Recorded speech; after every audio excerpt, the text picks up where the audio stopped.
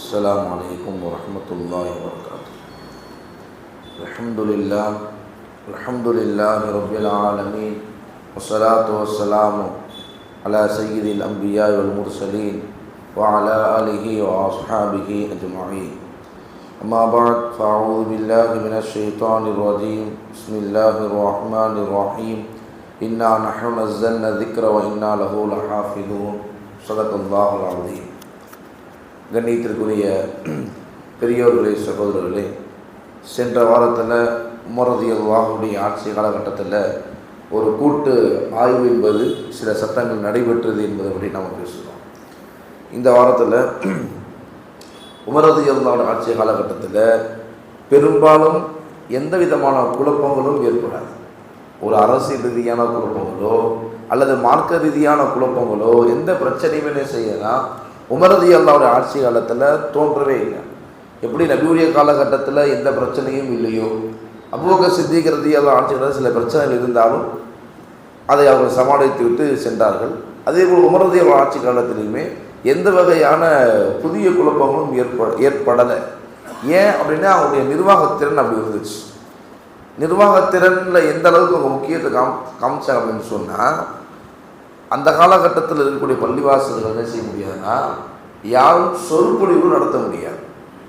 Umar ரலியல்லாஹு அவங்க இருக்கிறாங்க அப்படின்னு சொன்னால் மஸ்ஜித் நபவியில் அவங்க மட்டும்தான் சொற்பொழிவு நடத்துவோம். வேறு யாரும் செய்ய மாட்டாங்க, அனுமதியே கொடுக்க மாட்டாங்க. ஏன் அனுமதி கொடுக்க மாட்டாங்கன்னா அவர் வந்து ஏதாவது புதுசாக பேசிட்டு போயிடுவார். அவர் ஏதாவது புதுசாக பேசிட்டு போயிட்டாருன்னா இப்போ மக்கள் என்ன செய்வாங்க, அடுத்து உமர் ரலியல்லாஹு வந்து அதுக்கு நேர் மாற்றமாக சொன்னாலோ அல்ல அந்த சட்டத்துக்கு கொஞ்சம் மாற்றமாக சொன்னாலோ அவர் அப்படி சொன்னார், நீங்கள் எப்படி சொல்றீங்கன்றத ஒரு குழப்பம் என்பது உண்டாகும். இந்த குழப்பம் ஏற்படக்கூடாது என்பதற்காக வேண்டித்தான் என்ன செய்ய மாட்டாங்க, யாருக்குமே பள்ளிகளில் அனுமதி கொடுக்க மாட்டாங்க. அந்தந்த ஊர்களில் யார் யார் பொறுப்பாக நியமிச்சிருக்காங்களோ அவங்க தான் என்ன செய்ய முடியும், அந்தந்த பள்ளிகளில் அவங்க தான் பிரசங்கமே நடத்த முடியும், சொற்பொழிவை நடத்த முடியும். வேறு என்ன செய்ய முடியாது, சொற்பொழிவை நடத்தவே முடியாது. ஒரு தடவை தமீமுத்தார் ரலியல்லாஹு அன்ஹு இவர் வந்து கிறிஸ்தவ பாதிரியாக இருந்தவர் இருந்து அப்புறம் இஸ்லாத்தை ஏற்றுக்கொண்டவர்.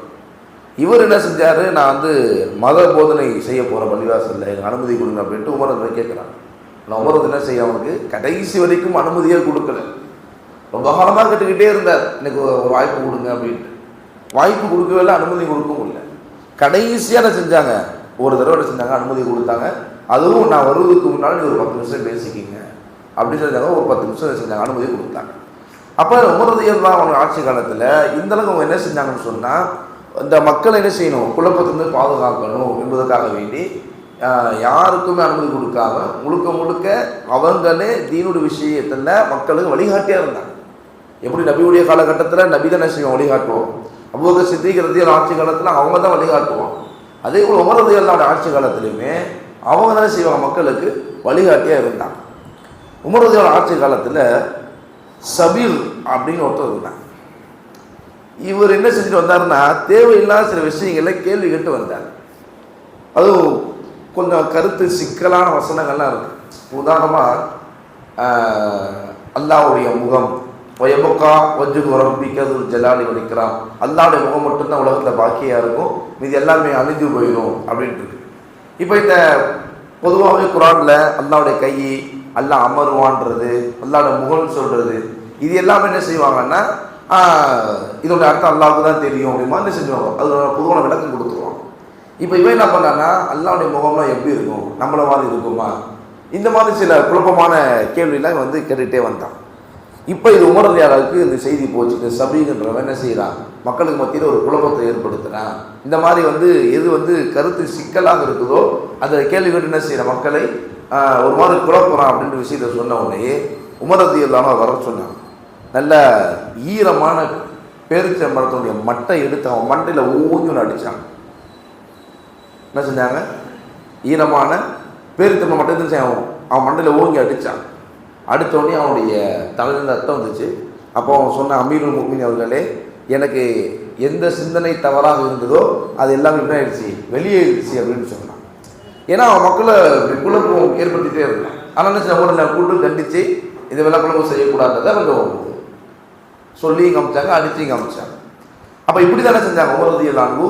ஹதீஸோட விஷயத்திலும் சரி, மார்க்கத்தோட விஷயத்திலும் சரி, எந்த விதமான குழப்பமும் வந்துவிடக்கூடாது என்பதில் ரொம்ப உறுதியாக இருந்தாங்க. இப்படி இருந்த உமர் ரலியல்லாஹு அன்ஹுவுக்கு ஹதீஸுடைய விஷயத்திலையும் ரொம்ப என்ன செஞ்சாங்க, ரொம்ப கடுமையாக தான் இருந்தாங்க. யாரும் என்ன செய்ய முடியாது. அபூ ஹுரைரா சொல்கிறதா இல்லையா, உமர் ரலியல்லாஹு அன்ஹு ஆட்சியாளர் தான் செய்ய முடியும். ஒரு ஹதீஸை டக்குன்னு அறிவிக்க முடியாது.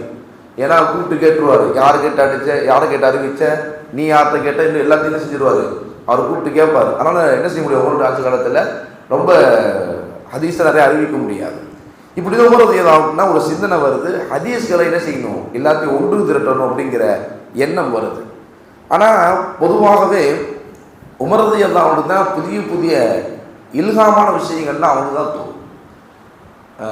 குரானை ஒன்று திரட்ட வேண்டும் என்ற எண்ணமும் அவனுக்கு தான் தோணுச்சு. நம்ம குரானை ஒன்று திரட்டாமல் விட்டுட்டோம் அப்படின்னு சொன்னால் நம்ம குரான் என்ன செஞ்சிருவோம், இல்லாமல் போயிடும். அதனால் குரான் என்ன செய்யும், ஒன்று திரட்டணும் அப்படிங்கிற எண்ணமும் அவர்களுக்கு தான் தோன்றியது. அதே போல தான் ஹதீஸை ஒன்று திரட்ட வேண்டும் என்ற எண்ணமும் உமர் ரலியல்லாஹு அன்ஹு தோணுது. ஆனால் இது நல்ல எண்ணமாக இருந்தாலும் கூட இன்னொரு எண்ணத்தின் காரணமாக அந்த விஷயத்தையும் அவங்க கைவிட்டுட்டாங்க. அதை அவங்க செய்யவும் இல்லை. சரி, முதல்ல இந்த எண்ணம் ஏன் அவங்களுக்கு தோணுது அப்படின்னு சொன்னால், ஒரு தடவை என்ன செய்கிறாங்க, சிரிய நாட்டுக்கு புறப்பட்டு போகிறாங்க. இவங்க எல்லாமே போகிறாங்க. உமர் ரலியல்லாஹு அன்ஹு ஒரு பெரிய படையோடு போகிறாங்க. போகிற வழியில் சர்க் என்ற ஒரு இடத்துல தங்குறாங்க. சிரியாவில் பார்த்தோன்னா காலரா நோய் தீவிரமாக பரவிக்கிட்டு இருக்கு. இப்போ நம்ம இங்கே இருக்கிறோம். இப்போ இங்கேருந்து நம்ம சிரியாவுக்கே போகிறதா அல்லது திரும்பி மதீனாவுக்கும் போயிடுறதா? ஏன்னா சிரியாவில் காலரா நோய் வந்துட்டு இருக்கு. நோய் இப்போ இவங்க அந்த ஊருக்கு போனாங்கன்னா இவங்க என்ன செஞ்சிடும், நோய் வந்துடும். அதனால் இப்போ அந்த ஊருக்கு போகிறதா வேணாமா அப்படிங்கிறதுல பெரிய ஒரு குழப்பம் ஏற்படுது. இப்போ என்ன செய்கிறாங்க, மசூரா செய்கிற என்ன பண்ணலாம் அப்படின்ட்டு. அப்போ அந்த நேரத்தில் அப்துல் ரஹ்மான் அவுஃப் அப்படிங்கிற ஒரு சஹாபி என்ன செஞ்சாங்க, வெளியே போயிருந்தாங்க. வந்தவொடனே அவங்க சொன்னாங்க, இது விஷயத்தில் எனக்கு ஒரு ஹதீஸ் தெரியும். என்ன விஷயம் அப்படின்னு சொன்னால், நபி ஸல்லல்லாஹு அலைஹி வஸல்லம் அவங்க சொல்லியிருக்காங்க, இந்த மாதிரி ஏதாவது நோய் வரும்போது நீங்கள் என்ன செய்யாதீங்க, அந்த ஊருக்கு நீங்கள் போகாதீங்க அப்படிங்கிற செய்திருக்கு ஹதீஸ் சொல்லுறதுன்னு அறிவிக்கிறார்.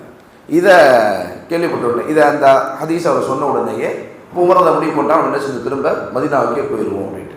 இப்போ தான் உமர் ரலியல்லாஹு ஒரு யோசனை வருது, நாம் இத்தனை பேர் இருக்கோம், இத்தனை பேருக்கு இந்த ஹதீஸ் யாருக்குமே தெரியல, எனக்கும் தெரியல, மற்ற சஹாபாக்களுக்கும் தெரியல.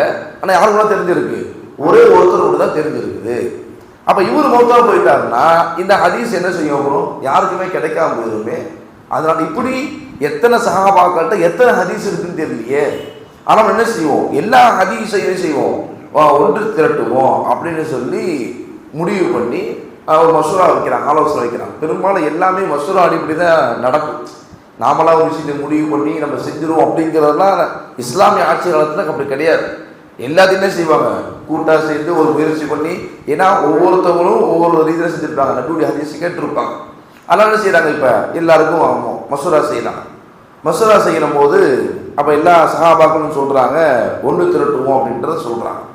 அப்போ உமர் சொல்கிறாங்க, இது விஷயத்தில் ஒரு மாதம் டைம் கொடுங்க, நான் என்ன செய்கிறேன், நம்ம யோசித்து முடிவு பண்ணுவோம் அப்படின்ட்டு.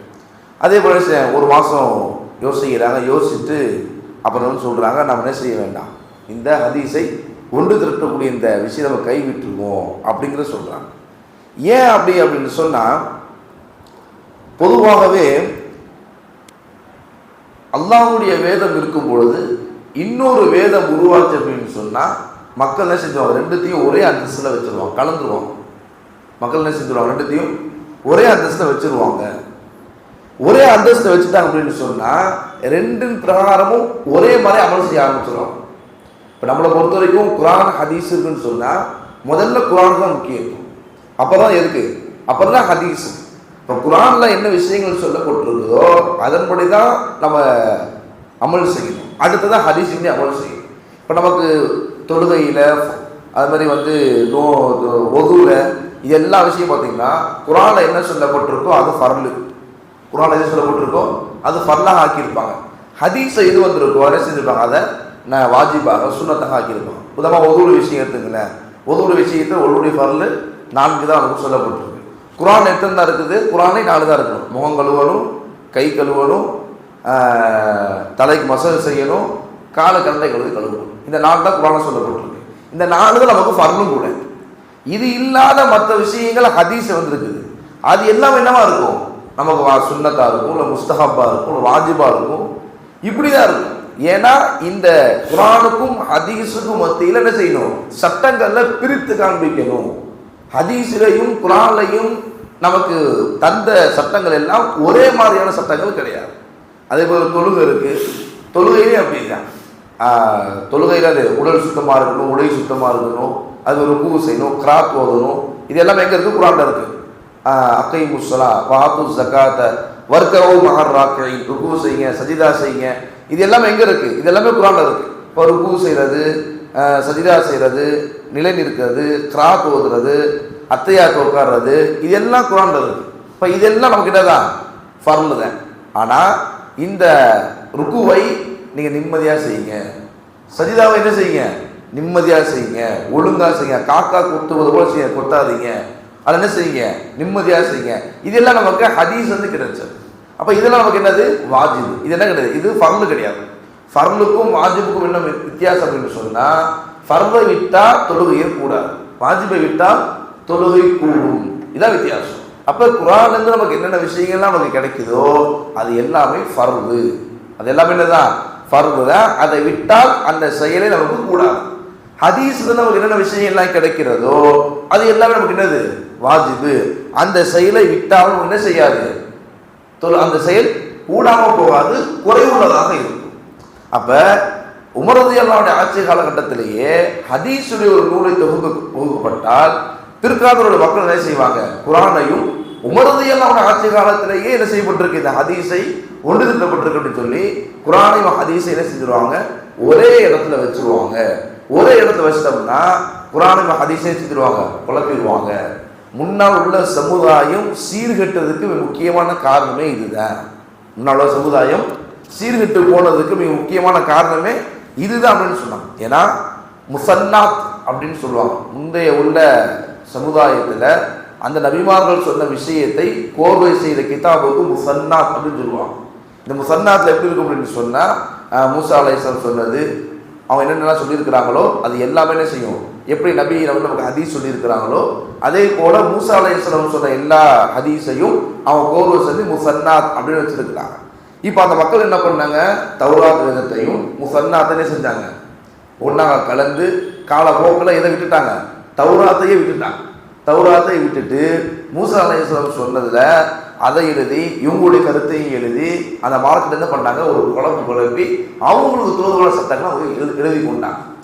இந்த மாதிரி ஒரு நிலை என்ன செஞ்சிடும், நம்முடைய சமுதாயத்துக்கு வந்துடக்கூடாதுன்றதுக்காண்டி தான் உமர் என்ன செஞ்சாங்க, அவங்களுக்கு ஹதீஸை ஒன்று திரட்ட வேண்டும் என்ற எண்ணம் வந்தாலும் பின்னாடி இந்த மாதிரி ஒரு குழப்பம் வந்துடும், ஹதீஸையும் குர்ஆனையும் மக்கள் என்ன செஞ்சிருவாங்க, ஒன்று சேர்த்துருவாங்க.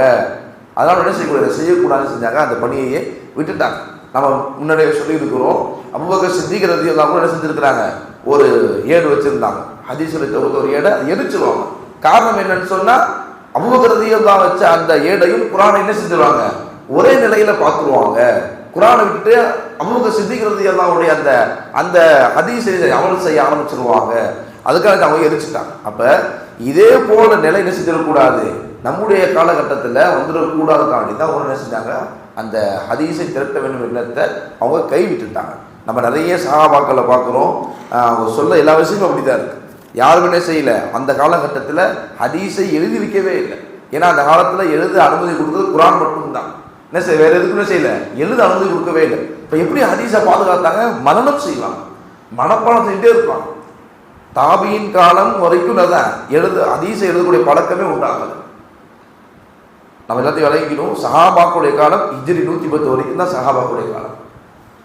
இது 111 180 வரைக்கும் தாபீனுடைய காலம். இந்த ரெண்டு காலகட்டத்திலுமே கிட்டத்தட்ட 180 வருடங்கள் என்ன செய்ய, ஹதீஸை எழுதப்படவே இல்லை. ஒருத்தர் இன்னொருக்கு அறிவிப்பாரு, மனப்பாடமாக வச்சிருப்பாங்க. அதனால அவங்களுக்கு மரண சக்தி நிறைய இருந்துச்சு. இன்னைக்கு நம்ம என்ன செய்யறோம், அதில் ஒரு இமாம் தெளிவாகவே சொல்றாரு, நாம ஹதீஸை எழுத ஆரம்பிச்சோம்னா மனப்பாடம் செய்ய விட்டுருவோம், அந்த கித்தாபை பார்க்கறதே விட்டுருவோம். இன்னைக்கு நிலைமை அப்படிதான் இருக்கு. நிறைய ஹதீஸ் கிதாபுகள் இருக்கு, புகாரி இருக்குது, முஸ்லீம் இருக்குது, திர்மிதி இருக்குது, அபூதாவூத் இருக்குது. நாம என்னைக்காவது எடுத்து பார்த்துருக்கோமா? என்னைக்கும் எடுத்து பார்த்ததும் கிடையாது. நமக்கு ஏதாவது ஹதீஸ் மனப்பாடமா இருக்கா? அதுவும் இல்லை. அதான் எழுதி பாதுகாக்கப்பட்டிருக்கு என்று நம்ம என்ன செஞ்சிடறோம், ஹதீஸை நம்ம மரணம் செய்வதும் கிடையாது, அந்த ஹதீஸை என்ன செய்ய நம்ம எடுத்து பார்க்கறதும் கிடையாது. அப்போ இந்த வாரி நிலையில் உருவாரின்னு சொல்லி தான் செய்யல, அப்போ அவங்க எழுத மாட்டாங்க. ஆனால் பிற்காலத்தில் வேறு வழி இல்லை, என்ன செஞ்சாகணும், இந்த ஹதீஸை எழுதி தான் ஆகணுக்கான என்ன செஞ்சாங்க, புகாரத்துள்ளாகி முஸ்லீம்கள் என்ன செஞ்சாங்க, இந்த ஹதீஸ்காண்டி பாடுபட்டு நிறைய ஹதீஸ்களை என்ன செஞ்சுருக்காங்க, அவங்க எழுதி பாதுகாத்து கொடுத்துருக்குறாங்க. இப்போ நாம் என்ன செய்யணும், குறைந்தபட்சம் அந்த ஹதீஸ் என்ன செய்யணும், நம்ம குறைந்தது நமக்கு எத்தனை ஹதீஸ் தெரியும், மனப்படமாக எத்தனை ஹதீஸ் தெரியும், ஏதாவது ஒரு 10 ஹதீஸ் தெரியுமா, ஒரு 15 ஹதீஸ், எதுவுமே நமக்கு தெரியாது. அதனால தான் என்ன செய்ய தீனி யாத்திரை என்ன செய்ய இன்றைக்கி ஏதாவது கொஞ்சமாக தான் ஹதீஸை மனப்பாடம் பண்ணணும், 40 ஹதீஸை மனப்பாடம் பண்ணணுன்ற அடிப்படையில் சின்ன சின்ன ஹதீஸாக கூடுதல் செய்ய மனப்பாடம் பண்ண வைக்கிறாங்க. இப்போ நாம் என்ன செய்யணும்னா குறைந்தபட்சம் ஒரு 40 ஹதீஸாக என்ன செய்யணும், நம்ம மனப்பாடம் பண்ணணும் குறைந்தபட்சம். தொழில் உதாரணமாக நமக்கு ஒதுவுடைய சிறப்பை பற்றி ஒரு ஹதீஸ் இருக்குது, அதை மனப்பாடம் பண்ணிக்க வேண்டியதுதான். தொழுகையின் சிறப்பை பற்றி ஒரு ஹதீஸ் இருக்குது, அதை மனப்பாடம் பண்ண வேண்டியதுதான். இந்த மாதிரி சின்ன சின்ன ஹதீஸ் என்ன செய்யணும், நம்ம மரணம் செய்து உள்ளத்தில் எப்போ ஹதீஸும் குரானும் உள்ளத்தில் இருக்குமோ அப்போ அந்த உள்ளம் ஒளி உள்ளதாக இருக்கும். குரானும் ஹதீஸும் நம்ம உள்ளத்தில் இல்லை அப்படின்னு சொன்னால் நம்ம உள்ள என்ன செய்யாது, இருட்டாக இருக்கும், பாலடைந்த வீட்டை போல தான் இருக்கும். இப்போ நம்ம என்ன செய்யணும், குறைந்தபட்சம் சூறாக்கள் ஒரு 20-30 சூறா மனப்பாடம் பண்ணி வச்சுக்கணும், ஒரு 40 ஹதீஸை மனப்பாடம் பண்ணி வச்சுக்கணும். இதெல்லாம் இருந்தால் தான் நம்ம என்ன செய்ய முடியும், நம்முடைய முகம் பிரகாசமாக இருக்கும், உள்ளம் பிரகாசமாக இருக்கும், நல்ல சிந்தனைகள் நமக்கு தோணும், தீனின் படி நடப்பதற்கு தோதுவாக அது ஊடுகோலாக இருக்கும். எதுவுமே இல்லை, நமக்கும் காஃபிருக்கும் என்ன வித்தியாசம், பேர் மட்டும் தான் வித்தியாசம். இல்லை நமக்கும் காஃபி இருக்கும், நான் களிமா சொல்லியிருக்கேன், களிமா சொல்றேன், இதுதான் வித்தியாசம். மற்றபடி அவனுடைய செயல்பாடுகள் நம்முடைய செயல்பாடுகள் எல்லாம் ஒரே மாதிரி தான் இருக்கு.